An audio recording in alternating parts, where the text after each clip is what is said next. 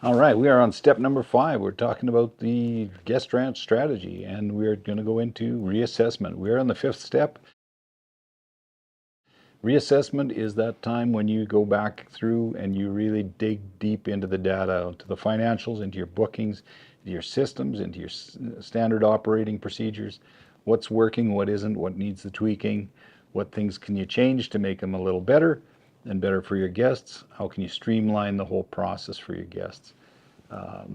That's whole kind of big picture look at your financials, making sure that you're on track with your budgets. If you're looking at your profitability line, uh, you got to back up first and see item by item, line by line, what where you want to tweak it. Are you going to have to spend a little more advertising to get more bookings at Valentine's Day, or how did that go in that month, in that year? Really dig into those details. Ask yourself those tough questions. It's important to kind of do that. You can sit down with your accountant at that point because you've got maybe a year in review now, or a week or a month, and you can analyze the numbers and see what the trajectory of those numbers could look like if everything goes well, and also look at it if it doesn't go as well. Our goal is to get you to the highest possible level year by year after year and get that consistency, because the consistency is what's going to give you confidence and comfort. Then let's look at what things you can do in terms of kind of polishing the silver. How can you dig into some of the details and make things easier and better for your guests? What things can you change? Can you upgrade? What can you afford to do? What's realistic? And what things maybe can you adjust in your marketing package to align with what your guest experience is actually going to be? When I started at the ranch and then we had the restaurant, I was barbecuing steaks. Sometimes I would do the carriage ride and bring the guests back into the dining area, and it was just us and or them and myself there, and I was barbecuing the steak or whatever it took. And because we were honest about what we were delivering up front in our marketing at the time, 15, 20 years ago, uh, it was widely accepted, and people thought it was really unique and cool and special. And they liked the attention to detail that we were paying as best we could. As long as they saw we were hustling and working at it, or I was, they were satisfied and tipped well often. So that was kind of fun. That was a few years back. One way to look at it is, how are you going to double down on your wow? Like, you've got it established now. Let's this is the premium stuff. This is the fun stuff again, because now you're just going after the things that really kind of wowed your guests, and you've seen their reactions. You've sat around the campfire with them. You've heard their stories. You maybe called a few of them after they've been to your ranch and followed up with them, and you got that real feedback. So what things are important? How can you increase the wow factor? Just drive it up as high as you can make it. So without costing you. And sometimes that's the little things when you empower your staff, and trust your staff, that they know that, what, this person wants a certain kind of whiskey and I'm going to order it because I know that that's going to really make that guest very happy.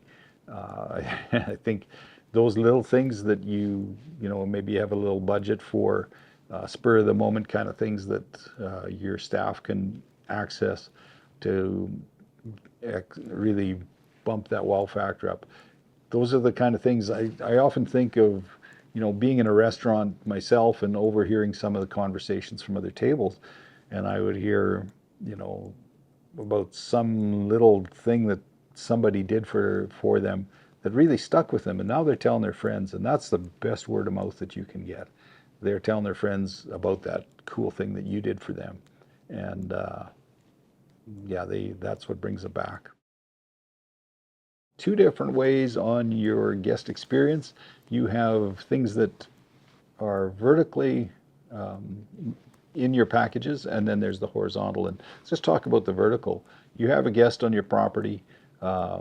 They would like to have you make arrangements for something, uh, maybe a few days somewhere else, and they come back to your ranch. Just make sure that you tack on a little margin on that. You should have a little bit of profitability every time that you have cash in and cash out. There should be some 20 to 30% markup on anything. Maybe you line up a fishing trip for them. That should have, with a different contractor, you should allow yourself at least to be able to tack on about 20 to 30% on that. So there are add-ons, there's other things, blankets, and maybe even some retail items, little things that you can add. You don't want to be hitting their wallet all the time, but there are things that cost you money, and maybe, you just need to find a way to transfer that cost over to your guest. And again, you just don't want to be hitting them all the time with extra costs, but got to be realistic. There's costs to doing business that you shouldn't absorb all the time, all by yourself. Then there's the horizontal. What other things on your ranch can you offer to the public? Maybe you have an annual pumpkin hunt or an Easter egg hunt or something that's different or something unique to your ranch, or you do a monthly event, a cookout.